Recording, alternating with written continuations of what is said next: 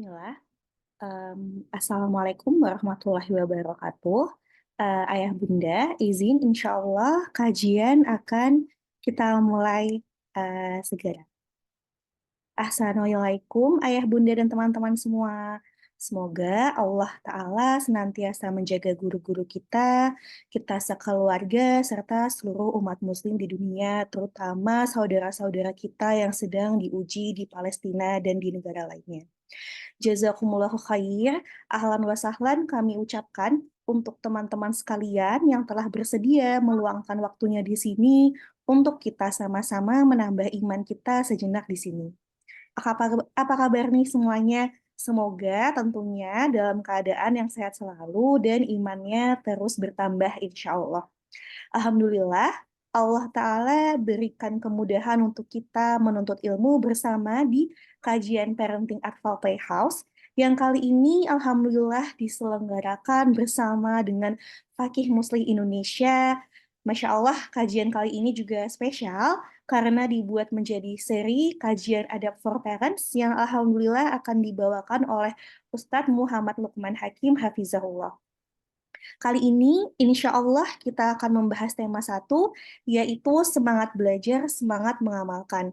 Dan insya Allah juga akan ada nih tema 2 di tanggal 29 Desember 2023 pukul setengah 4 sampai setengah 5 nanti, yaitu berkata baik atau diam. Jangan lupa untuk ikut kedua tema ini ya, Ayah Bunda. Kemudian untuk pembicara kita kali ini, Ustadz Lukman Hafizahullah merupakan lulusan STDI Imam Syafi'i Jember dan Universitas Islam Madinah. Oke guys, berisik bentar.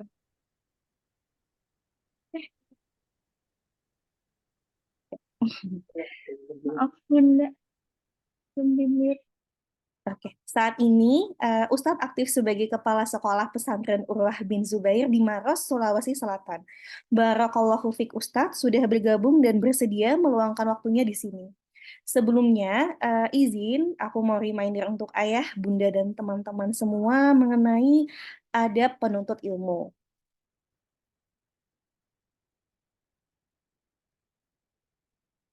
Yang pertama, jangan lupa untuk mengikhlaskan niat karena Allah Ta'ala dalam menuntut ilmu. Kemudian, berdoa memohon ilmu yang bermanfaat, tidak boleh sombong dan tidak boleh malu dalam menuntut ilmu. Semoga Allah tolong kita semua mendengarkan baik-baik pelajaran yang disampaikan Ustadz, kemudian mengikat ilmu dengan tulisan. Jadi jangan lupa disiapkan catatannya, ayah bunda dan teman-teman semua. Lalu untuk peraturan kajian kali ini, mohon untuk ayah bunda dan teman-teman semua pastikan sudah mute audio masing-masing agar tidak mengganggu perjalanannya materi. Untuk akhwat, silakan matikan kameranya. Untuk ikhwan, dipersilahkan juga bila mau on kamera. Bila ada pertanyaan yang mau disampaikan via chat Zoom, silakan berikan dengan format nama kemudian pertanyaan. Bila ingin secara anonim, silakan dikirimkan chat ke Neta Host. Untuk kali ini, insya Allah akan ada satu hadiah buku menarik bagi pertanyaan terbaik. Jadi silahkan untuk ayah, bunda, dan teman-teman, bila ada pertanyaan, insya Allah nanti kita akan pilih satu pertanyaan terbaik untuk dikirimkan buku yang insya Allah bermanfaat. Kemudian jangan lupa juga untuk memperhatikan ada penuntut ilmu. Baik, tanpa berlama-lama lagi, bismillah, kajian akan kita mulai segera. Ustadz, apakah sudah siap? Insya Allah, insya Allah. Baik Ustadz, kepada Ustadz, waktu dan tempat kami persilakan untuk memulai kajian. Bismillahirrahmanirrahim. Assalamualaikum warahmatullahi wabarakatuh. Ini bisa saya sharekan ya? Bisa di mati.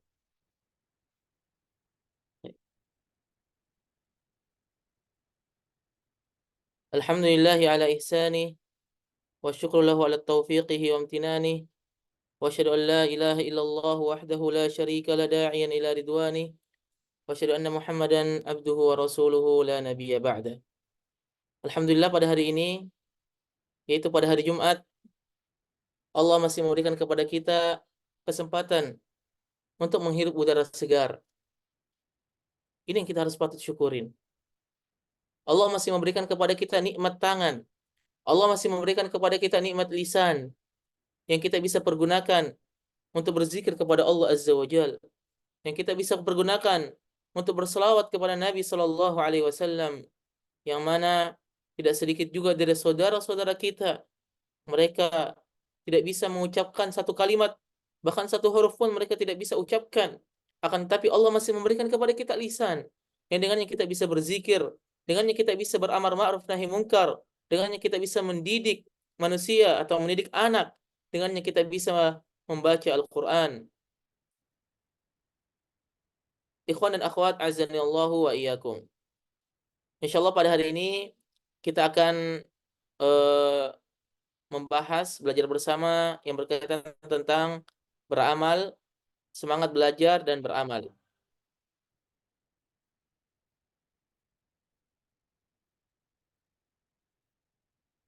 Baik, sebelumnya, karena ini terkait parenting ya, kita akan membahas juga dari sisi parentingnya.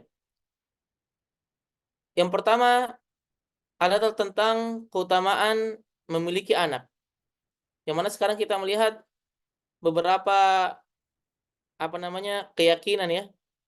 Beberapa keyakinan itu mengatakan bahwa kita tidak butuh untuk anak, katanya. Child free atau apa itu, ada pemahaman seperti itu.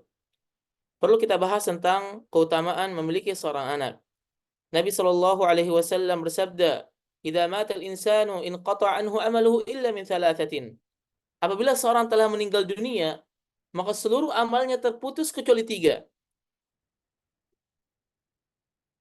Au illa min sadaqatin jariyah, yang itu sedekah jariyah. Au ilmin yuntafa'u bih, atau ilmu yang bermanfaat. Aw waladin salihin yad'u lahu, atau anak yang saleh yang mendoakannya ketika dia meninggal dunia. Ketika dia meninggal dunia, tidak ada yang diharapkan kecuali amal-amalan yang dahulu dia kerjakan di dunia. Tidak ada manfaat mobil-mobilnya yang terparkir di parkiran. Tidak ada manfaat tabungannya yang sudah miliaran, itu bukan lagi punya dia. Itu sudah punya ahli warisnya, sudah punya anaknya, atau punya suaminya, atau punya istrinya ketika dia meninggal dunia. Oleh karena itu, mumpung kita masih hidup, maka perbanyaklah sedekah jariyah. Kemudian ilmu yang bermanfaat, yang diambil manfaatnya oleh orang lain. Yaitu ilmu yang bermanfaat. Seperti ketika kita mendidik anak kita, kemudian kita salurkan ilmu, misalnya cara sholat, atau cara membaca Al-Fatihah. Makanya sebagian dai atau sebagian ulama mengatakan bahwa kalau bisa yang ngajarin Al-Fatihah itu jangan orang lain, ibunya atau ayahnya atau orang tuanya yang ngajarin. Kenapa? Karena pahalanya setiap dia menggunakan bacaan Al-Fatihah ketika dia sholat, maka dia akan terus mendapatkan pahala sampai anak itu juga meninggal dunia. Ketika anaknya dia ngajarin anaknya lagi, kemudian anaknya mengajarin anaknya, dan itu terus pahalanya itu akan mengalir ke orang tuanya. Makanya jangan pernah bosan untuk mengajarkan anak. Au ilmun yuntafa'u. Ini ilmu yang diambil manfaatnya. Apa itu ngajarin sholat, ngajarin puasa. Au walidin salihin yad'u lahu. Atau anak yang saleh yang mendoakannya ketika meninggal dunia. Makanya ada hadis Nabi Shallallahu Alaihi Wasallam yang mengatakan, Inna Allah la yarfa'u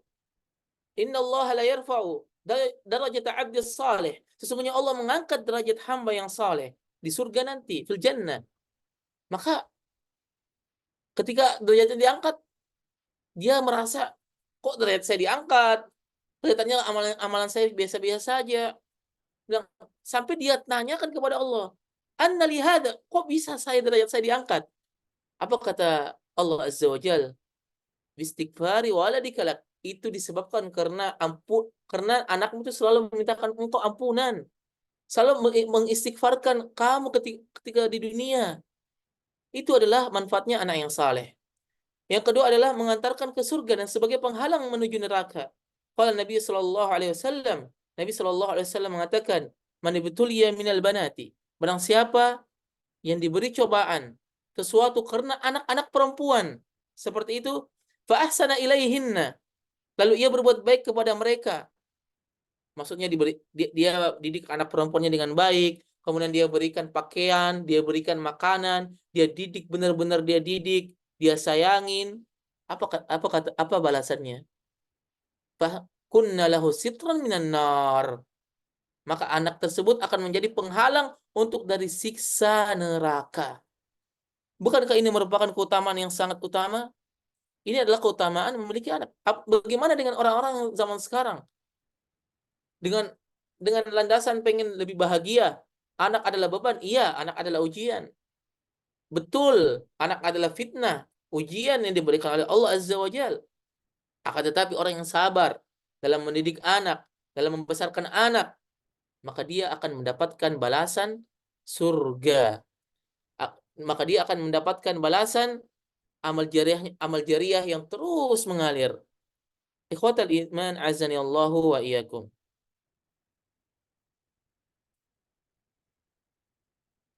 Di antara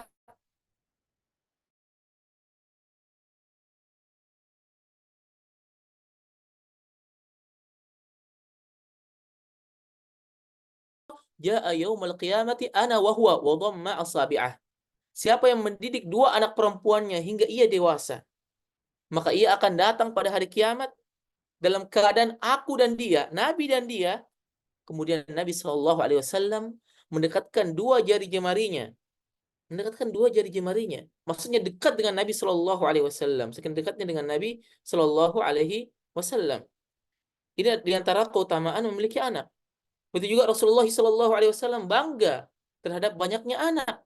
Kata Nabi Shallallahu Alaihi Wasallam, tazawwajul wadud al walud, fa inni mukathirun bikumul umam. Nikahilah wanita yang pengasih dan punya banyak keturunan, karena aku sangat berbangga karena sebab kalian dengan banyaknya pengikutku, dengan banyaknya orang-orang yang bertauhid kepada Allah Azza wa Jal, dengan banyaknya orang-orang yang mengatakan la ilaha illallah, tidak Tuhan yang berhak disembah kecuali Allah Azza wa Jal. Banyaknya orang-orang yang mengikuti sunnah Nabi Shallallahu Alaihi Wasallam. Banyaknya orang-orang yang berkumpul, banyaknya umat Nabi yang berkumpul di akhirat kelak. Nabi bangga dengan banyaknya pengikutnya. Ikhwatal iman azani Allah wa iyyakum. Perlu juga mungkin kita bahas kenapa di sini disebutkan keutamaan anak perempuan. Di sini dua hadis disebutkan di sini anak perempuan. Yang pertama adalah karena ada sebagian orang yang tidak suka dengan perempuan, tidak suka dengan anak perempuan. Pada masa jahiliyah, sebelum datangnya Islam, itu mereka orang-orang jahiliyah itu membunuh anak-anak mereka. Mereka menganggap anak wanita itu adalah ujian karena umumnya banyak yang tidak suka. Sampai Allah menerangkan dalam firman-Nya, "Wa idza busyira ahaduhum bil untha." Dan apabila seorang dari mereka diberi kabar, anakmu perempuan, kamu dapat anak perempuan, apa yang terjadi? Dhalla wajhuhu muswaddan wa huwa kadhim. Hitamlah, merah padamlah mukanya dan dia sangat marah. Dia sangat marah ketika dia mendapatkan kabar bahwa anaknya itu adalah anak perempuan ketika zaman jahiliyah. Kemudian, yang kedua, kenapa anak perempuan lebih banyak keutamaannya ketika memiliki anak perempuan? Yang kedua, nafkah yang diberikan pada anak perempuan lebih banyak. Tentu seorang ayah atau seorang ibu harus lebih bersabar. Bagaimana ketahui bahwa kebutuhan wanita itu lebih banyak daripada kebutuhan pria. Dari sisi pakaiannya, dari sisi perhiasannya, dari pakaiannya saja. Laki-laki cukup pakai kaos dan misalnya baju jubah atau lain sebagainya, itu sudah cukup. Tapi perempuan butuh baju, butuh jubah, butuh jilbab, dan lain sebagainya.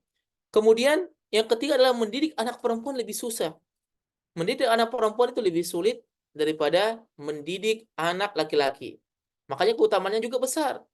Karena di antara kaidah di dalam ketika Allah memberikan pahala adalah semakin sulit seseorang melakukan ibadah itu, maka semakin banyak pahalanya. Contoh, ada orang yang dia berwudu dengan air yang biasa saja dalam keadaan yang enak, yang bagus, cuaca yang bagus. Berbeda halnya ketika dia berwudu atau dia sholat ketika musim dingin. Yang mana kalau kita misalnya yang pernah ke Eropa atau yang pernah ke Saudi, ke Timur Tengah, ketika musim dingin itu dingin sekali. Air benar-benar dingin sekali. Itu bahkan dinginnya itu sampai masuk ke tulang-tulang. Itu beda pahalanya dengan orang yang dia itu wudhu dengan hari-hari biasa atau dengan cuaca yang biasa. Atau juga beda juga pahalanya orang yang dia nabung haji. Dia nabung haji bertahun-tahun, dia sabar bertahun-tahun sampai kita lihat di berita ada yang 20 tahun, 30 tahun, 40 tahun dia nabung buat haji, kemudian dia berangkat haji. Itu beda pahalanya dengan orang yang ditraktir haji. Atau ada orang, ya ayo berangkat sama saya haji nanti saya bayarkan. Itu beda tentu pahalanya. Karena al-ujur ala qadril masyaqqah, karena pahala tergantung sulit nggak dia nih. Lebih sulit, ketika lebih sulit kita mendapatkan sesuatu, lebih sulit ketika kita beribadah, maka di situ pahalanya besar. Bagaimana dengan kawan-kawan kita, saudara-saudara kita yang ada di Palestina? Mereka sulit untuk melakukan sholat. Bahkan sekarang itu mereka dalam keadaan yang kelaparan. Benar-benar mereka kelaparan. Semoga Allah menolong mereka. Kemudian di antara sebab juga kenapa anak perempuan dipilih di sini lebih sulit. Kenapa? Karena pendidikan yang baik pada anak perempuan, ketika seorang orang tua mendidik anaknya baik-baik, anak perempuan akan membuat ibu-ibu ini mewariskan pendidikan itu kepada anaknya. Makanya ketika anak perempuan itu lahir, ketika dia mendidik anaknya perempuan dengan baik, maka suatu saat ketika dia menjadi seorang ibu, dia juga akan mewariskan pendidikan orang tuanya dahulu ke ibunya. Makanya orang zaman dulu itu banyak yang meniru orang tuanya cara mendidiknya. Ketika orang tuanya mendidiknya dengan anaknya selalu dipukul, ini segala macam, maka dia juga akan mendidiknya dengan cara dipukul ketika dia tidak mengetahui ilmunya. Jadi pendidikan yang baik pada anak perempuan akan membuat mereka mewariskan pendidikan tersebut pada anak-anaknya nanti di rumah. Makanya peran ibu di dalam mensukseskan anak itu sangat besar sekali. Coba, siapa yang tidak tahu di sini Imam Syafi'i? Imam Syafi'i dia sukses di tangan ibunya. Imam Syafi'i lahir dalam keadaan yatim. Yang support dia, yang didik dia adalah ibunya. Begitu juga para a'imah banyak sekali. Makanya ada sebuah buku yang sangat bagus sekali yang bisa dibeli adalah Ibunda Para Ulama. Di situ banyak sekali peran ibu, bagaimana ibu menjadikan anaknya menjadi seorang ulama. Ibnu Aun, Imam Ahmad bin Hanbal. Bagaimana kita melihat beberapa nasihat-nasihat yang kita lihat nasihat-nasihat ini bukan bapak ke anaknya, tapi ibu ke anaknya, agar anaknya ini semangat di dalam menuntut ilmu. Dan peran ibu ini sangat besar sekali. Makanya dibutuhkan ilmu. Makanya seorang ibu itu harus butuh ilmu agar anaknya bisa sukses kelak, baik di dunia maupun di akhirat. Nah, orang-orang musyrik, ketika mereka benar-benar mendengar bahwa mereka lahir anak mereka perempuan, mereka tidak suka. Kenapa mereka tidak suka? Sampai wajahnya menghitam, mereka sedih, mereka malu, katanya memalukan katanya. Ada dua hal. Kenapa? Karena mereka menganggap bahwa anak perempuan itu beban. Yang kedua, mereka menganggap bahwa anak perempuan itu tidak bisa mencarikan nafkah bagi mereka. Itu orang-orang Quraisy zaman dahulu. Sehingga orang-orang zaman dahulu, orang-orang jahiliyah, mereka itu sering menguburkan anak-anaknya dalam keadaan hidup. Anak perempuan, kalau lahir anak perempuan, dia kuburkan dalam keadaan hidup. Karena untuk menanggung malu. Makanya makanya datanglah Islam untuk membentengi hal-hal seperti ini. Ikhwatal iman, azanillahu wa iyyakum.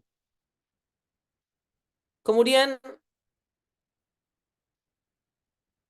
sekarang tanggung jawab siapa? Tanggung jawab anak kepada siapa? Apakah kepada pembantu? Atau kepada neneknya? Atau kepada pesantren yang dia titip? Atau kepada sekolahnya yang dia sekolahkan di sana? Tanggung jawab siapa? Tanggung jawab orang tua. Tanggung jawab orang tua lah yang bertanggung jawab untuk mendidik anaknya. Pesantren sifatnya membantu. Sekolah sifatnya membantu. Tetapi yang utama adalah tanggung jawab orang tua. Yang utama di dalam mendidik anak adalah tanggung jawab orang tua. Tugas utama orang tua itu bukan mencarikan uang sebanyak-banyaknya atau memberikan fasilitas yang bagus, yang mewah, yang VIP kepada anaknya. Bukan. Tugas utama orang tua bukan memberikan fasilitas terbaik buat anak-anaknya. Tugas utama orang tua juga bukan hanya untuk membesarkan istri atau membesarkan anaknya, memberikan fasilitas kepada istri dan anaknya. Akan tetapi tugas orang tua, apalagi suami juga, adalah menjaga anak dan istrinya dari api neraka. Allah mengatakan, ya ayyuhalladzina amanu, qu anfusakum wa ahlikum nara. Hai orang-orang yang beriman, pelihara dirimu dan keluargamu dari api neraka. Waquduhan nasu wal hijarah, yang bahan bakarnya adalah manusia dan batu. Inilah tugas utama kita sebagai keluarga, itu menjaga anak-anak kita. Bagaimana anak-anak kita ini kita jaga dari neraka. Cara agar mendidik anak bukan dengan ilmu keturunan, bukan karena neneknya pernah seperti ini, bukan. Akan tapi ada ilmunya. Begitu juga agar kita bisa membawa, kalau kita termasuk ke dalam surga, itu pun ada ilmunya. Bawa mobil saja ya, itu ada ilmunya. Bagaimana mundur, bagaimana maju, bagaimana parkir, itu ada ilmunya. Bagaimana dengan orang yang ingin membawa anaknya menuju surga, tentu juga ada ilmunya. Dia tidak bisa sembarangan di dalam mempraktekkan sesuatu kepada anak kita. Tidak, kita butuh terhadap ilmu. Makanya Imam Bukhari mengatakan dalam Sahih Bukhari, satu bab khusus yang mengatakan al-ilmu qabla al-qawli wal amal, berilmu sebelum berkata dan berbuat. Kalau saja mobil itu butuh ilmu, bagaimana dengan anak yang ingin agar anak kita menjadi pahala jariah kita, dan ingin agar anak kita mengantarkan kita ke surga, dan ingin agar anak kita sukses di dunia maupun di akhirat. Itu ada ilmunya. Yang mana juga kami pengalaman ya di sekolah, dan kadang-kadang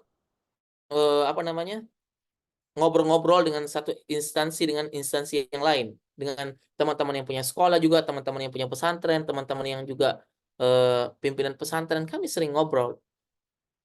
Dan ternyata 100% masalah yang ada di sekolah-sekolah itu, anaknya nakal kah, anaknya mencuri, atau anaknya terpapar dengan LGBT, itu diantara faktor terbesar adalah karena kelalaian dahulu ketika SD atau ketika masih kecil itu ayah ibunya lalai dalam mendidik anaknya.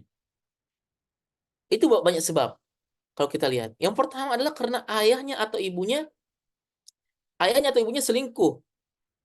Ada kasus ibunya selingkuh dan bapaknya juga selingkuh.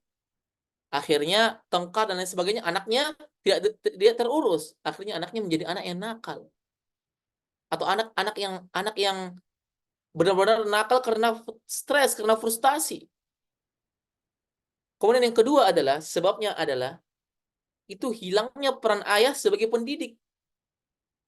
Ayahnya melaut misalnya, tidak pernah pulang, atau ayahnya hanya pergi kerja pagi, pada subuh pergi kerja, pulang malam ketika anak istrinya sudah tidur.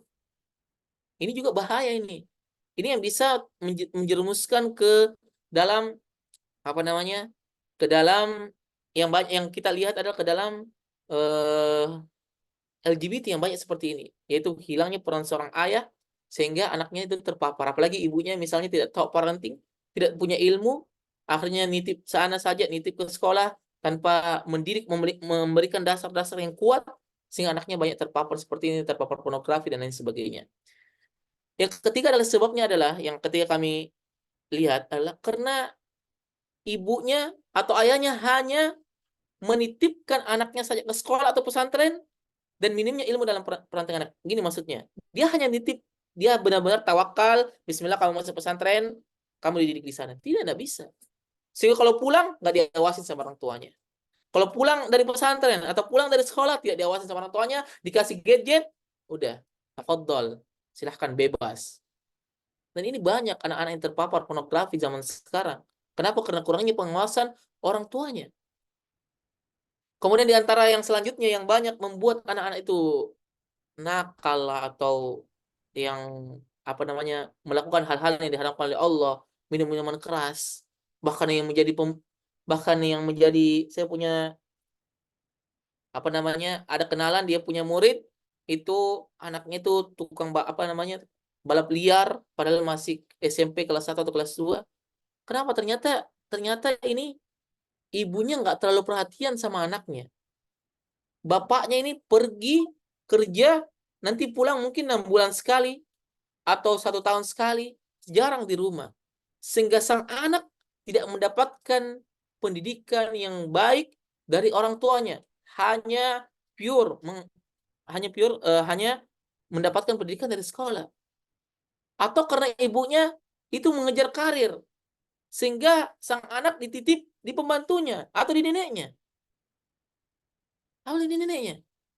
Tidak ada peran ibu di sana, tidak ada peran ayah di sana. Sehingga anaknya terlantar. Anak neneknya nggak terlalu perhatikan kepada cucunya. Atau bahkan mungkin terlalu sayang sama cucunya, sehingga dia izinkan apa saja yang diinginkan cucunya diturutin. Ini juga bahaya ini. Bahaya seperti ini. Sehingga membuat anak-anak itu tidak terkontrol. Tidak terkontrol. Ini kasus-kasus seperti ini sangat ngeri-ngeri sekali. Kasus seperti ini sangat ngeri dan banyak terjadi, sehingga membuat anak kurang terkontrol, sehingga dia pergaulan bebas. Yang kelihatannya anaknya ini adalah seorang alim, yang kelihatannya anak ini adalah anak yang turut, yang sopan, ternyata di luar sana anak ini sudah dikuasai oleh syaitan. Waliyadzubillah. Dan itu ada kita dapatkan karena sebab orang tuanya terlalu ngejar karir, sehingga dia titip anaknya ke neneknya, atau dia titip anaknya ke pembantunya. Dan ini adalah merupakan sangat salah besar. Yang kelima, itu kadang-kadang yang membuat anak itu nakal adalah orang tuanya tidak mau ribet. Jadi anaknya rewel, dikasih gadget. Orang tuanya tidak tahu kalau ternyata anaknya suka nonton film porno misalnya. Ini ada juga terjadi. Ustadz, kan saya itu sering ngecek. Iya, anak zaman sekarang itu lebih pintar daripada orang tuanya. Dia hapusin dulu history, kemudian dia kasih orang tuanya itu HP. Anak-anak zaman sekarang sangat lebih pintar. Apalagi kalau dia buka situs-situs yang tidak-tidak, apalagi ada namanya mode samaran. Yang sehingga orang itu tidak bisa tahu dia buka apa kecuali Allah, kemudian dia. Makanya ada juga orang tua yang sudah dia merasa ketat di dalam mengawasi anaknya dalam gadget, tapi ternyata anaknya sering nonton film-film tersebut. Oke, di rumahnya Ustaz, saya tidak pernah ngasih anak saya. Pak, saya tidak pernah ngasih anak saya gadget. Ternyata dia sama teman-temannya itu suka juga nonton film-film porno atau film-film yang tidak senonoh. Tidak senonoh. Makanya kita sebagai orang tua ini butuh terhadap ilmu. Kita sebagai orang tua butuh terhadap ilmu bagaimana mendidik anak, atau sekarang dinamakan ilmu parenting. Kita butuh. Kalau tidak, akan terjadi hal-hal yang saya sebutkan tadi. Dia sudah ngawasi anak gadget, ternyata dia pergi sama temannya. Dan salah satu para ilmunya, kita di awal-awal ketika anak kita masih SD, itu adalah kita yang milihin teman, yang milihin anak kita itu teman. Kalau seandainya dia punya teman, dia cerita misalnya dia punya teman, panggil ke rumah, suruh makan, kemudian ibu atau bapak melihat bagaimana temannya ini di rumah. Apakah temannya ini benar-benar soleh, bagus diajak temanan, atau kata-katanya kotor atau lain sebagainya, kita yang bisa memilih. Karena anak-anak belum bisa memilih teman yang baik maupun teman yang buruk. Belum baik kita berbicara bagaimana anak-anak yang karena tontonan dijadikan tuntunan sehingga berbuat syirik, durhaka sama orang tua. Oleh karena itu, maaf, apalagi sekarang itu ada organisasi besar ya di Amerika. Di Amerika yang sekarang sudah di Indonesia sudah mulai merebak luas, yaitu organisasi bagaimana menjadikan anak-anak kita ini itu suka sesama jenis. Suka lelaki sama lelaki. Dan ini terbukti, dan ini ada beberapa kasus yang kita lihat. Bagaimana orang-orang dia mau merusak generasi-generasi bangsa. Contohnya kita melihat di berita-berita zaman dahulu ya, berita-berita beberapa bulan yang lalu, itu anak itu ada grup-grup WA-nya. Anak-anak SD, kelas 5 SD, kelas 6 SD punya grup WA yang isinya tersebut untuk penyuka sesama jenis. Waliyadzubillah. Di Telegram juga ada begitu kedapatan. Terus kalau seperti ini, kalau anak kita sudah terjadi seperti ini, kita mau apa? Makanya ini butuh sekali kita ilmu parenting atau ilmu di dalam mendidik anak. Ikhwatal iman, ikhwan dan akhwat azani Allahu wa iyyakum. Makanya saya ulangi lagi, tekankan lagi bahwa tanggung jawab orang tua adalah menjaga keluarganya dari neraka. Ya ayyuhalladzina amanu qu anfusakum, yang pertama jagalah diri kalian dan keluargamu dari api neraka yang bahan bakarnya adalah manusia dan batu. Kemudian selanjutnya, ketika kita mengetahui pentingnya kita di dalam di dalam ilmu untuk mendidik anak, kita telah mengetahui bagaimana kejadian-kejadian yang sudah kami pribadi alamin, baik di sekolahnya teman maupun di tempat sendiri juga. Itu karena kurangnya literasi atau kurangnya ilmu parenting ibu kepada anaknya, maka kita butuh terhadap ilmunya. Sebelum kita butuh terhadap ilmunya, apa saja kita harus mengetahui bagaimana adab-adab terhadap ilmu.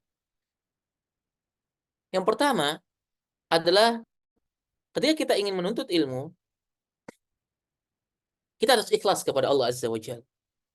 Ketika kita ingin mendidik anak kita, ketika kita ingin mendidik keluarga kita, tentu kita harus menuntut ilmu. Bagaimana caranya kita mau didik anak tapi tidak tahu ilmunya? Bagaimana kita caranya mendidik anak agar lisannya tidak keluar kata-kata kotor tapi tidak ada ilmunya? Bagaimana kita ingin mendidik anak kita sholat sesuai sunnah Nabi Shallallahu Alaihi Wasallam tapi kita tidak tahu ilmunya? Makanya butuh ilmu.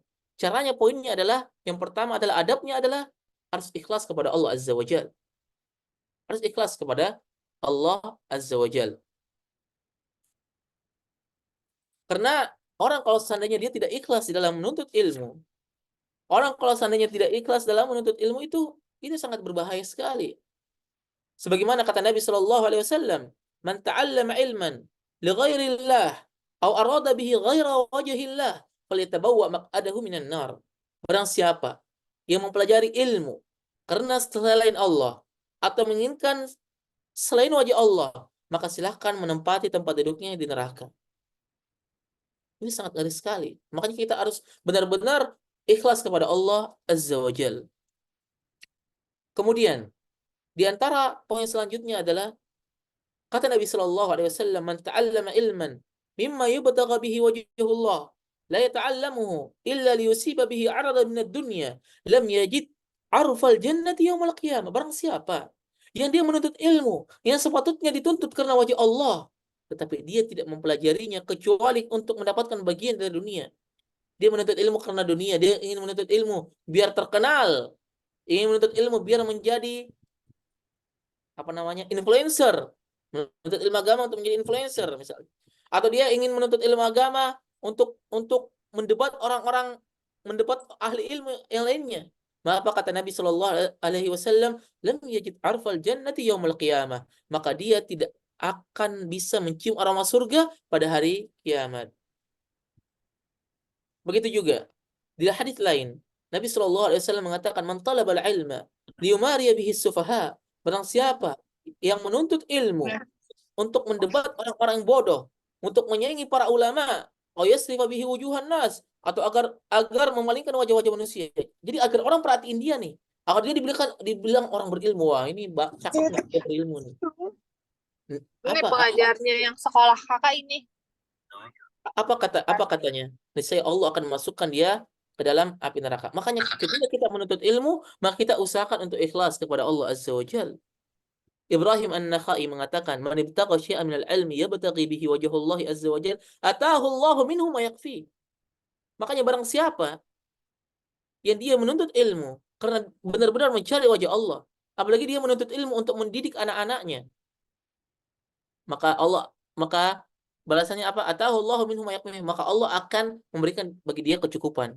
Ikhwatal iman azani Allah wa iyyakum. Ikhwan dan akhwat azani Allah wa iyyakum. Teringat perkataan Ibnu Jauzi. Jadi Ibnu Jauzi pernah mengatakan, "Wahai anakku, aku tidak pernah menghinakan diri dalam menuntut ilmu." Maksudnya dia tidak pernah minta-minta. Ketika dalam menuntut ilmu kurang bekal, dia tidak pernah minta-minta. Sampai beliau pernah menjual 2 rumahnya untuk menuntut ilmu. Imam Malik, salah seorang imam mazhab, beliau menjual atap gentengnya karena kekurangan bekal dalam menuntut ilmu. Mau beli buku nggak ada uang. Imam Syafi'i, dia harus menulis materi-materi di tulang-tulang binatang karena dia tidak punya kertas untuk membeli uang. Inilah potret para ulama ketika mereka menuntut ilmu. Nah, kita juga sebagai seorang pendidik yang mendidik anak-anak adalah kita juga harus semangat di dalam menuntut ilmu. Apalagi zaman sekarang, Masya Allah. Sekarang Misalnya saya pribadi buka laptop, ada aplikasi yang semuanya ada 6.000 sekian buku. Sangat mudah sekali dalam menuntut ilmu. Orang zaman dulu tuh, seperti Jabir bin Abdullah, mau ketemu Anas, ingin ketahui satu hadis, dia harus safar dari Irak menuju Mesir. Sekarang kita ada semuanya. Kajian di mana-mana. Kemudian juga kita di rumah tinggal buka laptop atau buka HP, klik link, di sana ada ustadznya di sana yang ceramah, ada para guru di sana yang menyampaikan ilmu. Tinggal buka YouTube, punya ustadz fulan, enter, itu langsung ada ilmu di hadapan situ. Mudah sekali. Zaman dulu itu para ulama, kalau kita baca kitab-kitab mereka, itu para ulama jalan. Ibnu Thahir Al-Maqdisi namanya. Ibnu Thahir Al-Maqdisi, dia berjalan pada musim panas di bawah terik matahari. Ingatlah kalau di Arab itu musim panas itu sampai 40 derajat. Bagaimana dia jalan itu jamaah, dan dia tidak punya kendaraan. Apa yang terjadi pada beliau? Beliau harus kencing darah 2 kali dalam menuntut ilmu. Karena zaman dulu sulit. Dia harus bertemu dengan para ulama. Dia harus bertemu dengan guru berjalan kaki. Dari satu negara ke negara yang lain, jalan kaki. Atau bahkan ada yang pakai onta dari satu negara ke negara yang lain. Sekarang, Masya Allah, wasilah sangat mudah sekali. Tinggal buka laptop, tinggal kita mau atau tidak. Tinggal buka handphone. Tulis kita mau ilmu apa, ada semua di sana. Makanya kita harus mensyukuri nikmat Allah Subhanahu wa taala yang makin mudah ini. Ikhwatal iman azani Allah wa iyyakum. Ketika kita menuntut ilmu, maka kita niatkan untuk mengangkat kebodohan dari diri kita. Jadi cara meniatkan dalam menuntut ilmu adalah kita ketika belajar itu harus niatin untuk mengangkat kebodohan dari diri kita. Kemudian yang kedua adalah mengangkat kebodohan dari diri orang lain. Itu yang kita harus patut camkan. Kita harus mengangkat kebodohan dari diri kita dan orang lain, termasuk anak-anak kita. Kita harus menuntut ilmu untuk mengangkat kebodohan dari anak-anak kita. Kemudian di antara keutamaan menuntut ilmu adalah Allah inginkan bagi dia kebaikan. Karena kata Nabi Shallallahu Alaihi Wasallam,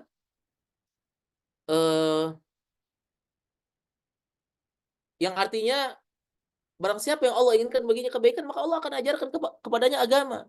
Kemudian juga diangkat derajatnya di surga. Kemudian juga menuntut ilmu adalah jalan menuju surga. Man salaka tariqan yaltamisu fihi ilman sahhalallahu lahu bihi tariqan ilal jannah. Barang siapa yang menuntut ilmu, kalau seandainya dia menuntut ilmu nih, dia benar-benar ikhlas kepada Allah Azza wa Jalla. Dia berjalan dalam menuntut ilmu. Dia benar-benar menuntut ilmu. Maka Allah akan mudahkan jalan menuju surga. Yang mana kalau kita petakan ya, coba kalau dipelajari, dipetakan bagaimana dari alam barzah ketika kita dikubur menuju surga, itu jalannya begitu ribet. Bisa begitu bagaimana amalan kita dihisab di sana. Bagaimana berada di telaga Nabi Shallallahu Alaihi Wasallam. Bagaimana berada di jembatan Sirat yang bawahnya itu neraka. Orang bisa terjungkal karena amalan-amalannya. Bagaimana orang-orang yang pernah kita zalimin, yang pernah kita gibahin, itu dia menagih kepada Allah agar pahalanya kita kasih kepada mereka. Bagaimana orang-orang benci antara satu anak dan anak, yang antara bapak dan ibu, antara suami dan istri, antara anak dan bapak dan lain sebagainya. Bagaimana kompleksnya pada hari tersebut, bagaimana mengerikannya pada hari tersebut. Itu pada yaumul mahsyar, pada hari dikumpulkannya manusia. Itu ribet sekali. Dan caranya agar dimudahkan adalah dengan menuntut ilmu. Man salaka tariqan yaltamisu fihi ilman. Barang siapa yang menempuh untuk menuntut ilmu, maka Allah sahhalallahu lahu bihi tariqan ilal jannah. Kemudian yang kedua adalah kita ambil ilmu dari mana? Kita ambil ilmu parenting dari mana? Yang utamanya adalah dari ilmu dari Al-Quran dan Sunnah Nabi Shallallahu Alaihi Wasallam. Jangan ambil ilmu dari filsafat. Ngajarin anak ambil ilmu dari filsafat, tidak bisa. Karena zaman sekarang apalagi zamannya tersebarnya ilmu-ilmu filsafat, tidak bisa. Karena orang yang belajar ilmu dari filsafat itu biasanya sesat, biasanya keluar dari kebenaran. Makanya Ibnu Abil Iz pernah mengatakan setiap sebab munculnya kesesatan ialah berpaling dari merenungi kalamullah. Berpaling dari merenungi Al-Quran. Al-Quran, kita lihat banyak orang yang install Al-Quran di HP-nya. Install program-program tafsir di HP-nya. Tapi yang dibaca Instagram sama Facebook. Tidak pernah dibuka aplikasi tafsirnya. Atau Al-Quran di rumahnya berdebu, tidak pernah dia buka untuk merenungi kalamullah Azza wa Jal. Ini semua kita akan pertanggungjawabkan di hadapan Allah Azza wa Jal. Kemudian juga kebenaran dengan segala perangkatnya telah dibawa oleh Rasulullah SAW. Allah Subhanahu wa taala telah menjelaskan dalam Al-Qur'an, la ya'tihil batilu min baini yadayhi wa min khalfi. Tidak datang kebatilan dari Allah Azza wa Jal. Kemudian juga bagaimana zaman sekarang kita melihat banyak anak-anak muda yang kehilangan arah. Kehilangan arah, mereka kasihan. Banyak kita melihat, hampir tiap hari kami melihat berita-berita orang-orang yang bunuh diri. Mereka bunuh diri karena stres, karena banyak utang. Kenapa? Dia kehilangan arah. Kenapa kehilangan arah? Ana ingat berita kemarin itu ada seorang bapak. Jadi ada satu keluarga, dia jadi dia bunuh diri. Dia bunuh anaknya dulu, kemudian istrinya bunuh diri, suaminya bunuh diri, tinggal dia sisakan satu anak yang tidak dibunuh. Walhamdulillah. Kenapa hal seperti ini bisa terjadi? Kehilangan arah. Banyak anak-anak muda yang benar-benar kehilangan arah. Kenapa? Karena itu bisa jadi salah satu sebabnya adalah karena parenting dari orang tuanya itu kurang. Atau orang tuanya tidak terlalu memperhatikan di mana dia mengambil sumber ilmu tersebut. Kemudian, zaman sekarang juga yang sangat sedih, makin hari makin banyak orang yang menjadi ateis. Baik itu ateis yang benar-benar ateis, maupun sampai puncak dia tidak percaya Tuhan, dan sampai ada juga yang bermadzhab ateis agnostik ya, yang dia tidak dia itu tidak tahu Tuhan itu ada apa tidak. Kenapa? Dia lepas dari pegangan. Dari kecil, apa sebabnya? Karena dari kecil dia tidak ditanamkan akidah yang benar. Dari kecil dia tidak ditanamkan dengan akidah yang sahihah, sehingga ketika besar dia bingung. Tidak ada fondasi sama sekali yang ditanamkan oleh orang tuanya. Orang tuanya bilang, Ustaz, saya kan tidak tahu ilmunya. Iya, makanya itu perlu untuk menuntut ilmu. Karena kata Nabi SAW, taraktum fikum amrain. Aku telah tinggalkan kepada kalian dua perkara. Lam tadillu ma tamassaktum bihima. Kalau kalian pegang dua perkara ini, kalian tidak akan tersesat selamanya. Kitabullah wa sunnat Rasulillah. Kitab Allah wa sunnat Rasulullah. Yaitu kitab Allah, yaitu Al-Quran maupun sunnah Nabi Sallallahu Alaihi Wasallam. Ilmu parenting itu usahakan ambil dulu dari Al-Quran dan sunnah. Bagaimana cara mendidik anak agar menjadi anak yang soleh? Itu sudah jelaskan. Apa doa-doanya? Ketika bagaimana doanya para nabi? Ikuti aja doanya Nabi Ibrahim ketika ingin mendapatkan anak yang saleh. Apa saja faktor-faktornya anak durhaka, itu ada semua dalam Al-Quran dan Sunnah yang sudah dijelaskan oleh para ulama. Kemudian juga di antara faktor-faktor anak durhaka, di faktor-faktor anak durhaka juga sudah dijelaskan di sana yang mungkin nanti akan dibahas. Kemudian Al-Hasan Al-Basri mengatakan, "Laisa syai'un aqarru li'ainin laisa syai'un aqarru li'ainil mu'min min ayyura zaujatahu wa auladahu muti'ina lillahi azza wajal." Tidak ada sesuatu yang lebih menyejukkan pandangan seorang mukmin selain dia melihat istrinya atau dia melihat suaminya dan keturunannya taat kepada Allah azza wajal. Jadi kita saja melihat anak orang lain, anak kecil misalnya, anak pernah melihat di Madinah itu, sering melihat di Madinah, anak kecil masih umur 6 tahun, 7 tahun, bahkan 2 SD, 3 SD, itu bawa Al-Quran, dia berjalan di Masjid Nabawi, kemudian disetorkan kepada hafalannya kepada syekhnya, itu saja kita senang. Bagaimana dengan istri kita ketika kita melihat dia menghafal Quran, membaca Al-Quran? Bagaimana ketika kita melihat anak kita membaca Al-Quran, menghafal surat-surat Al-Quran?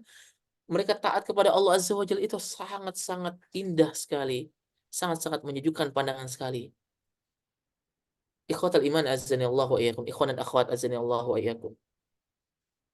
Makanya ini perlu ilmu. Semuanya perlu ilmu. Kita dalam mendidik anak perlu yang namanya ilmu. Nah, setelah kita ikhlas dalam menuntut ilmu, kemudian mengambil ilmu dari Al-Quran dan Sunnah, juga kita yang penting adalah mengamalkan ilmu. mengamalkan ilmu. Karena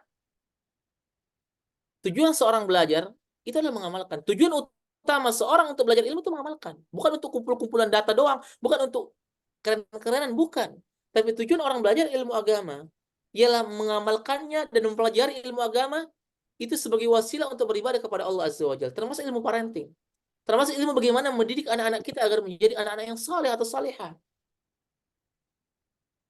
Sebagaimana kita sudah jelaskan juga, mendidik anak itu perlu ilmu. Maka kalau anak kita ingin menjadi anak yang taat kepada Allah dan Rasulnya, maka kita harus mengamalkan ilmu dalam parenting itu. Kita sudah menuntut ilmu parenting, bagaimana mungkin kita menuntut ilmu bagaimana cara agar anak tersebut tertancap dalam hatinya mentauhidkan Allah Azza wa Jal, bagaimana anak itu bertawakal kepada Allah Azza wa Jal. Kita praktikkan kepada diri kita, kemudian kepada anak kita. Yang pertama kepada diri kita dulu, kemudian kepada anak kita. Karena kalau tidak diamalkan itu percuma. Itu ilmu itu bisa hilang. Ada orang misalnya berat badannya 100 kg. Kemudian dia mendapatkan ilmu bahwa kalau ingin diet dia harus intermittent fasting atau dia harus menjauhi makanan tertentu atau dia harus melakukan olahraga tertentu selama 3 bulan, maka dia akan turun misalnya 10 kilo. Akhirnya dia pun tidak mengamalkan ilmu tersebut. Apakah bermanfaat? Apakah dia bisa kurus dengan cara tersebut? Tentu tidak. Kenapa? Dia tidak amalkan. Begitu juga dalam ilmu parenting. Kita ingin anak kita taat kepada Allah. Kita ingin anak kita suka dengan sunnah Nabi Sallallahu Alaihi Wasallam. Tapi kalau kita tidak amalkan ilmu yang kita dapatkan selama kita menuntut ilmu, baik itu ilmu parenting atau ilmu yang lain, maka itu tidak ada manfaatnya. Ikhwatul iman, azani Allah wa iyyakum. Kalau kita ingin sukses di dalam parenting, sekalipun hidayah itu di tangan Allah. Ingat, hidayah itu di tangan Allah. Nabi Nuh kurang apa coba? Nabi Nuh anaknya durhaka. Apakah dia gagal? Tidak, dia tidak gagal. Tapi Allah belum memberikan hidayah kepada anaknya Nabi Nuh. Tapi kalau seandainya kita ingin sukses dalam parenting, sekalipun itu hidayah dari tangan Allah ya, kita hanya bisa berusaha, maka ilmu itu harus diamalkan. Yang belajar bukan hanya anak saja, tetapi orang tua juga harus belajar. Orang tua juga harus belajar. Yang sangat sedih, dia mengatakan, nah kamu belajar sholat, nanti kamu ajarin orang tuamu. Tidak. Yang benar adalah kita sebagai orang tua yang memberikan contoh kepada anak kita untuk senantiasa belajar. Bukan hanya anak yang kita masukkan pesantren, nah kamu belajar ya, nanti kamu ajarkan bapak. Tidak, bapak juga harus belajar. Anaknya di pesantren belajar, bapak dan ibu juga harus belajar. Semuanya kita sama-sama belajar. Kemudian juga diantaranya adalah kita harus amalkan, benar-benar amalkan. Karena kalau kita tidak amalkan, itu sombong, itu termasuk kesombongan. Sebagaimana Abdullah bin Mas'ud pernah mengatakan, "Man ta'allama ilman lam ya'mal bihi lam yazidhu illa kibra." Siapa yang belajar ilmu nih, tapi dia tidak amalin, maka itu hanya kesombongan yang ada pada dirinya dan terus bertambah. Kemudian, selanjutnya adalah bagaimana kita agar istiqamah. Karena apalagi zaman sekarang adalah zaman yang sangat sulit untuk melakukan istiqamah.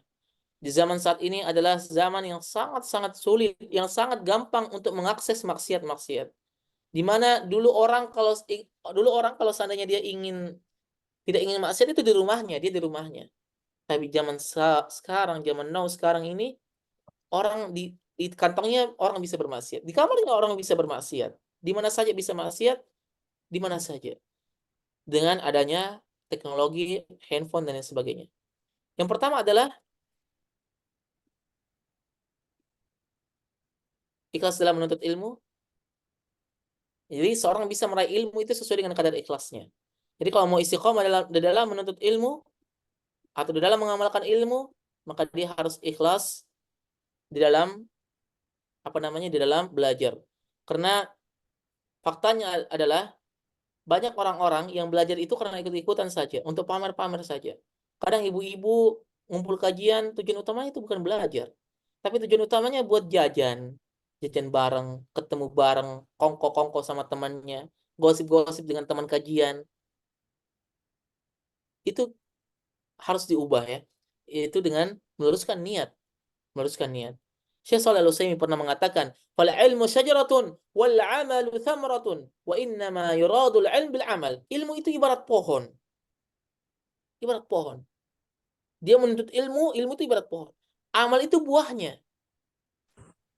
Dan ketahuilah ilmu itu dicari untuk diamalkan. Ini juga berlaku pada ketika kita mendidik anak. Ketika kita menuntut ilmu, maka niatkan untuk mengangkat kebodohan dari diri kita dan juga dari orang lain. Termasuk kita juga mendidik anak. Kita harus niatkan untuk mengangkat kebodohan juga dari anak kita. Kita mungkin tidak bisa berdakwah kepada orang banyak. Kita mungkin tidak bisa berdakwah karena bukan kapabilitas kita untuk berdakwah kepada orang lain. Tapi itu anak kita sebagai objek dakwah. Caranya adalah belajar ilmu dulu. Belajar ilmu. Jadi kita menuntut ilmu, niatkan karena Allah Azza wa Jal. Niatkan untuk mengangkat kebodohan dari diri kita. Dan niatkan juga untuk mengangkat kebodohan dari orang lain. Kita ajarkan suami kita. Kita ajarkan istri kita. Atau kita ajarkan juga kepada anak-anak kita. Terutama bacaan, terutama membaca Al-Quran juga. Terutama bacaan Al-Quran, karena juga sebagian anak tidak bisa baca Quran, karena juga orang tuanya tidak bisa baca Quran. Makanya orang tua di sini harus belajar. Sampai kapan? Sampai mati. Yang kedua adalah mengamalkan ilmu. Mengamalkan ilmu yang sudah kita tadi sebutkan. Kemudian bergaul dengan orang-orang yang saleh.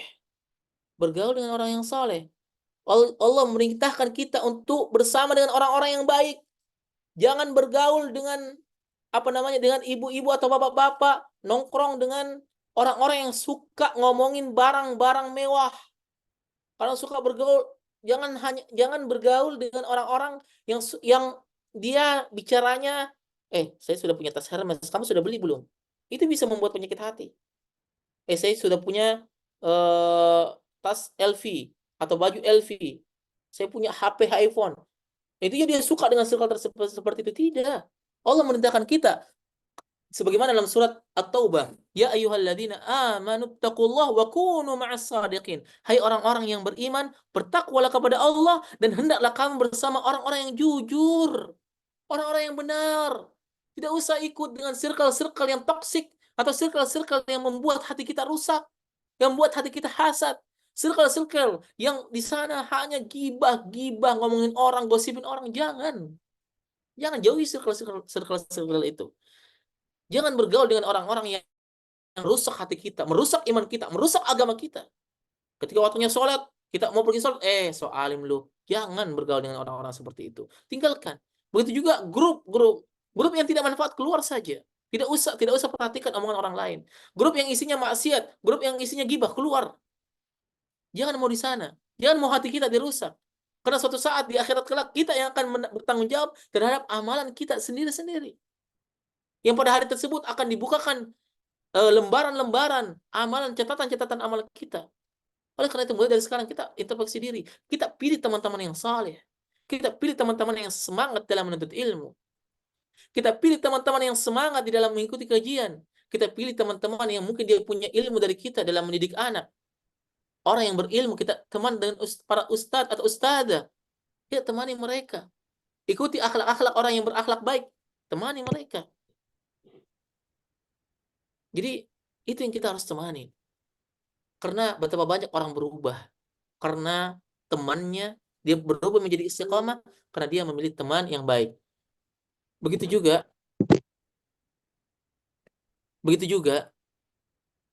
Afwan, anak keingat nih. Dulu ada keingat Al-Fudail bin Iyad pernah berkata, "Nadharul mu'min ilal mu'min yajlul qalb." Pandangan seorang mukmin kepada seorang mukmin yang lainnya itu mengilapkan hati, membuat hati itu tenang. Anak pernah ingat ketika dulu di SMA, ketika di pesantren, anak melihat adik kelas yang begitu semangat dia salat sunnah, begitu dia semangat dengan akhlaknya yang baik, begitu dia semangat belajar, itu benar-benar kita juga terpengaruh. Walaupun saya nggak temanan misalnya, saya nggak temanan, hanya melihatnya saja kita sudah terpengaruh. Ini sama seperti yang dilakukan oleh Abdullah ibn Mubarak. Jadi Abdullah ibn Mubarak, kata beliau, jadi jika kami memandang Fudail bin Iyad Fudail bin Iyad adalah orang soleh, orang yang zuhud, orang yang benar-benar taat kepada Allah. Katanya, ketika kami melihat Fudail bin Iyad, kami itu sedih katanya. Sedih, merasa diri ini penuh dengan kekurangan. Beda kalau seandainya teman-teman kita orang-orang yang tidak benar. Kemudian Abdullah bin Mubarak pernah juga mengatakan, jika kami Ja'far bin Sulaiman pernah mengatakan, jika hati ini ternoda, maksudnya ada maksiat, maka kami segera pergi menuju Muhammad bin Wasi'. Kenapa? Dia melihat Muhammad bin Wasi', karena Muhammad bin Wasi' adalah orang yang ibadah, sehingga dia benar-benar merasa kuat juga. Dan itu kita perlu dengan teman-teman yang baik. Kita kalau sering itu malas, kadang-kadang kita malas di dalam beribadah, kadang-kadang kita ada masa-masa kita malas dalam beribadah, maka datangi orang-orang saleh. Minta nasihat kepada mereka. Minta nasihat kepada mereka. Itulah yang ketiga. Kemudian selanjutnya adalah yang terakhir, bagaimana istiqomah adalah kita senantiasa meminta pertolongan kepada Allah.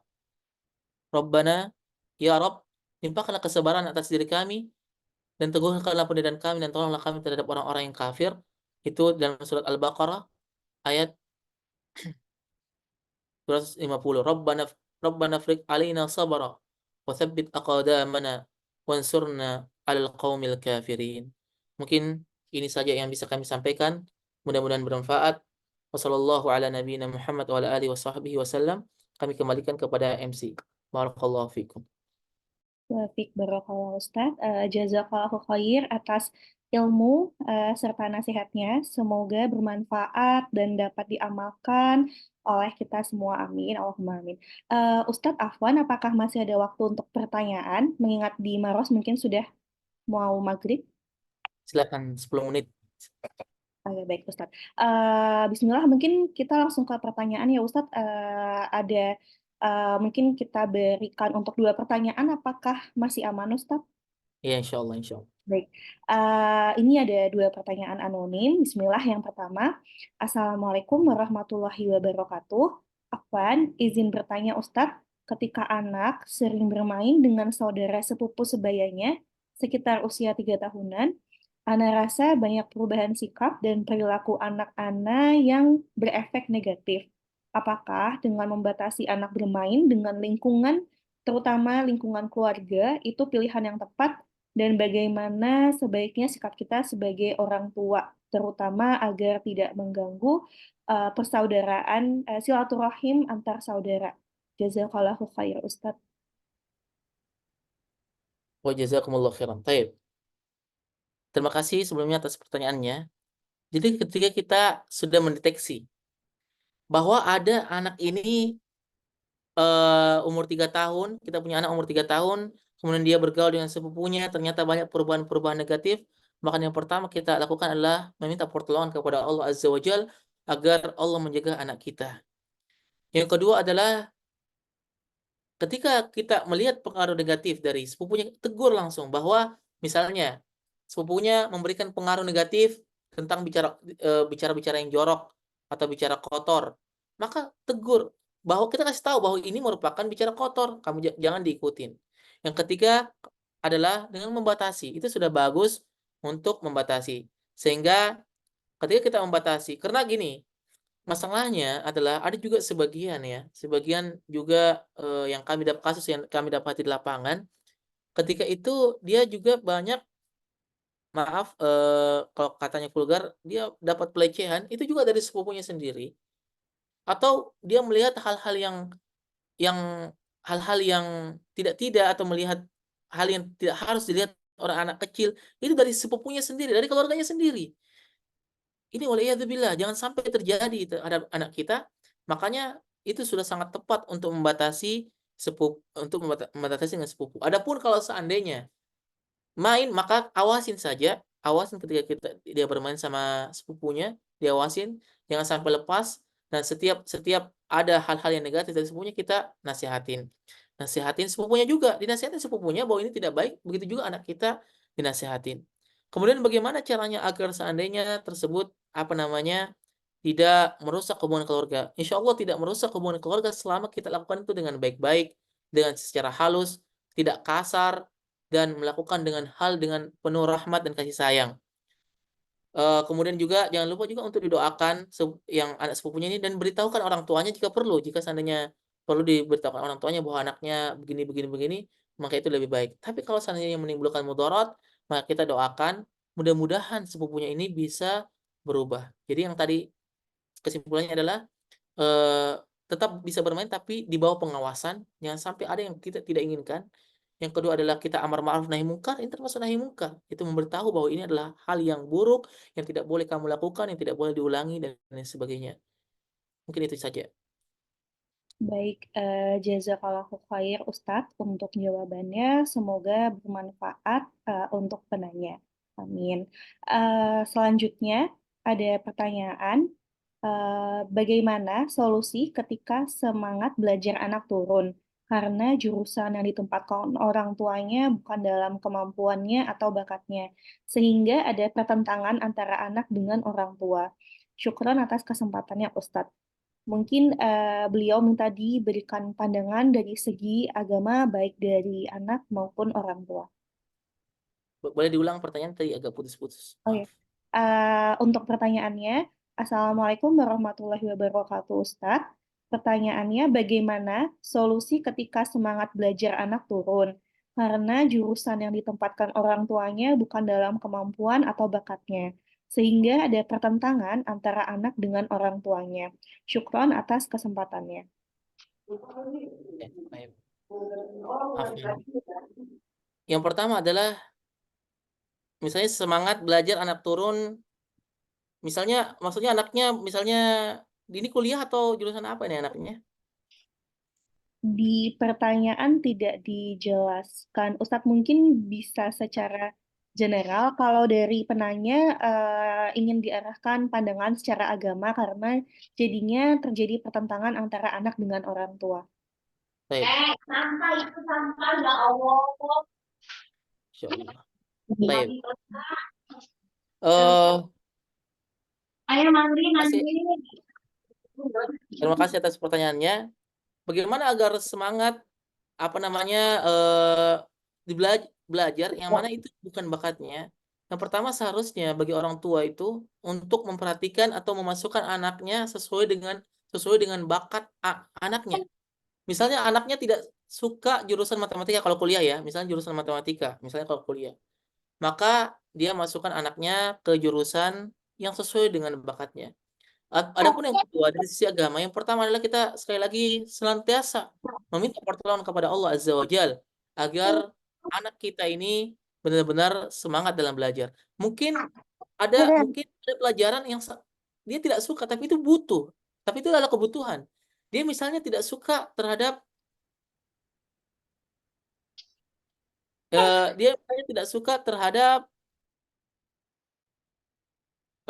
pelajaran fikih misalnya, tapi dia harus belajar.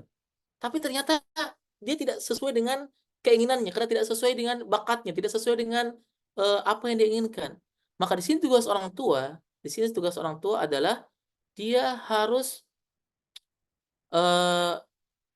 memotivasi, anaknya dan berikan manfaatnya itu apa. Jadi kadang-kadang orang tersebut lemas belajar, tidak tahu belajar karena tidak tahu keutamaannya apa. Dia tidak tahu keutamaannya apa. Kita ucapkan bahwa keutamaannya belajar ini, dan ini. Sehingga dia semangat belajar. Contoh misalnya, dia tidak suka belajar bahasa Arab misalnya. Belajar bahasa Arab. Maka caranya adalah dengan memberikan masukan kepada anak, apa itu keutamaannya bahasa Arab. Ternyata kalau kamu belajar bahasa Arab, itulah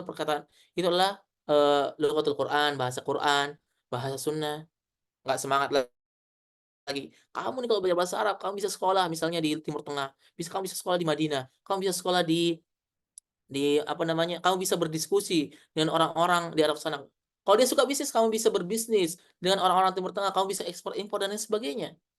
Ini yang kami praktekkan di pesantren, yang mana juga di awal-awal masuk itu tidak sesuai, orang-orang tidak suka bahasa Arab. Susah katanya, ada yang bilang sulit bahasa Arab, ada yang bilang bahasa Arab itu susah sekali, tidak bisa masuk lah dan lain sebagainya. Tetapi Alhamdulillah, setelah taufik dari Allah, setelah pertolongan kepada Allah, ketika kita masukkan doktrin-doktrin atau ketika kita masukkan pendidikan-pendidikan kepada anaknya bahwa inilah keutamaan bahasa Arab, loh.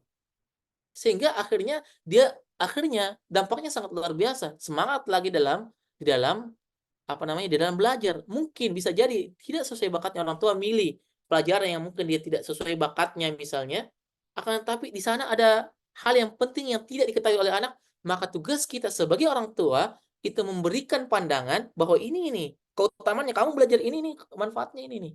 Manfaatnya A, B, C, D. Kita berikan pengertian kepada anak. Yang dipaksa, kamu harus belajar ini, kamu harus belajar ini. Tapi anaknya bingung, ini untuk apa sih belajar gitu. Jadi itu yang perlu kita sampaikan kepada itu yang orang tua perlu sampaikan kepada anaknya. Apa keutamaan dari belajar? Belajar yang tidak sesuai dengan jurusannya. Adapun kalau seandainya anaknya kuliah, ini kalau seandainya anaknya misalnya di pesantren atau di sekolah yang mana dia tidak suka dengan pelajaran tersebut ya. Itu dari sisinya, dari sisi. Begitu juga sama seperti kalau orang mau beramal, kalau dia seandainya dia malas beramal, maka dia misalnya malas untuk bersedekah, maka yang dia lakukan adalah membaca keutamaan sedekah. Membaca keutamaan sedekah dan betapa butuhnya orang bersedekah. Maka ketika itu insya Allah dia bisa semangat lagi untuk bersedekah. Adapun kalau anaknya dalam keadaan kuliah, maka sebaiknya itu orang tua eh, menyekolahkan anaknya sesuai dengan bakat dan kemampuannya. Mungkin itu saja yang bisa kami jawab. Baik, jazakallahu khair Ustadz untuk penjelasannya. Semoga bermanfaat bagi penanya. Amin. Ya Rabbal Alamin. Ustadz Afwan, ini ada satu pertanyaan lagi. Apakah masih memungkinkan? Karena pertanyaannya cukup bagus. Boleh, boleh. Baik, Ustadz. Assalamualaikum warahmatullahi wabarakatuh, Ustadz. Saya ingin bertanya, saya berumur 25 tahun dan saya memiliki satu anak umur 2 tahun. Saya merasa masih minim ilmu dalam agama. Apakah saya terlambat jika saya baru ingin memulai belajar, sedangkan saya menginginkan anak saya lebih baik dalam segi agama dibandingkan saya? Dan mungkin bisa diberikan rekomendasi apakah ada bacaan atau seri kajian yang bisa diikuti oleh penanya. Terima kasih, jazakallahu khair Ustaz. Jazakumullah khair. Barakallahu fiik. Terima kasih atas pertanyaannya. Jadi umur 25 tahun dan punya 2 tahun, apakah terlambat belajar agama? Tidak, sama sekali tidak terlambat. Tidak ada kata terlambat dalam belajar agama. Dahulu para sahabat ada yang belajar agama umur 40 tahun. Seorang ulama yang terkenal namanya Ibnu Hazm Al-Zahiri yang membawa madhab Al-Zahiriyah. Itu dia belajar juga telat. Umur 30, 25 sampai 30. Imam Al-Qaffal, dia juga telat dalam belajar. Kalau nggak salah umurnya 40 tahun, dia baru belajar. Apalagi umur 25 tahun ini masih sangat muda. Masih tergolong sangat muda, itu tidak telat dalam belajar. Apalagi dalam mengajar, apalagi masih muda, masih fresh, masih bisa menghafal, dan lain sebagainya. Maka ini tidak telat, teruslah untuk semangat dalam belajar ilmu agama, tidak terlambat juga, mau umurnya 30, 40, tidak ada kata terlambat dalam belajar agama selama nyawa masih ada di badan. Kemudian adapun materi agama yang bisa yang mulai ketika baru belajar adalah di sana ada di YouTube Ustadz Firanda, di YouTube-nya Ustadz Firanda Andirja, itu playlist tentang yang bahas kitab tauhid. Itu bagus untuk diajari, itu yang pertama-tama yang kita harus ketahui. Itu ada playlist kitab tauhid yang berurutan. Kemudian yang kedua, bisa juga melihat kajian Ustadz Muhammad Nazul Zikri, serial kajian wanita. Itu bagus sekali untuk dipraktekkan. Al-Wabil Shayyib kalau nggak salah. Itu bisa kita juga untuk praktekkan. Yang ketiga juga mungkin bisa untuk parenting, itu mungkin bisa ikut kajian-kajian parenting yang insya Allah mungkin Atfal House bisa share kepada teman-teman di grup itu tentang kajian-kajian parenting. Jadi yang pertama kali yang kita harus ketahui adalah tentang tauhid kepada Allah Azza wa Jal, ilmu tentang tauhid, ilmu tentang Allah Azza wa Jal yang harus kita juga sampaikan kepada anak kita. Itu yang pertama bisa dilihat di kajian Ustadz Firanda tentang kitab tauhid. Kemudian yang kedua adalah Anda sarankan untuk kajian wanita. Ini wanita yang bertanya ya? Betul, Ustaz. Oke. Kajian wanita Ustadz Nuzul Zikri Al-Wabil Shayyib. Itu saja dulu mungkin 2. Yang penting adalah istiqomah dan minta pertolongan kepada Allah Azza wa Jal. Mungkin itu saja. Barakallahu fiik. Wafik barakallah Ustadz. Alhamdulillah, terima kasih atas jawabannya. Semoga bermanfaat ilmunya dan dapat diterapkan oleh Umu dan teman-teman semua. Amin, Allahumma amin. Alhamdulillah, mungkin untuk pertanyaan kita batasi sampai 3 ini saja. Alhamdulillah juga bagi pertanyaan terpilih tadi sudah dihubungi oleh admin dan akan langsung DM ke Instagram @Playhouse. Alhamdulillah tidak terasa kita juga sudah berada di penghujung acara. Kami ucapkan sekali lagi jazakallahu khair untuk Ustadz Lukman yang telah bersedia meluangkan waktunya. Mungkin salah satu pesan penting dari Ustadz tadi adalah intinya penting bagi ortu untuk semangat menuntut ilmu dan mengamalkannya terlebih dahulu. Bukan hanya menuntut anak kita saja. Semoga insya Allah anak-anak kita kelak nanti dapat menjadi anak yang salih dan bermanfaat untuk kedua orang tuanya. Amin, Allahumma amin.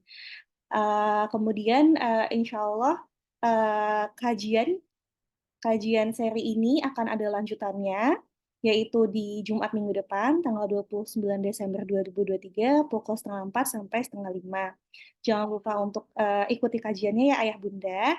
Kemudian insya Allah nih beberapa hari lagi, kita juga akan masuk ke tahun 2024 yang mana Atfal sudah ada kelasnya, silahkan dicek di Instagram Atfal. Bagi Bunda dan Ayah yang tertarik, bisa langsung daftar ke nomor admin tertera. Kemudian jangan lupa juga untuk follow dan like Instagram Atfal Playhouse dan Fakih Muslim Indonesia untuk mengambil manfaat ilmu dan informasi mengenai webinar lainnya. Sampai jumpa lagi, insya Allah di kajian series Atfal Playhouse berikutnya, yaitu di minggu depan yang terdekat. Semoga kita mendapatkan ilmu yang bermanfaat. Jazakumullahu khair. Jangan lupa tetap stay tune di grup Atfal Playhouse Community untuk informasi kelas, kajian, tips, dan ilmu parenting. Sekian dari kami.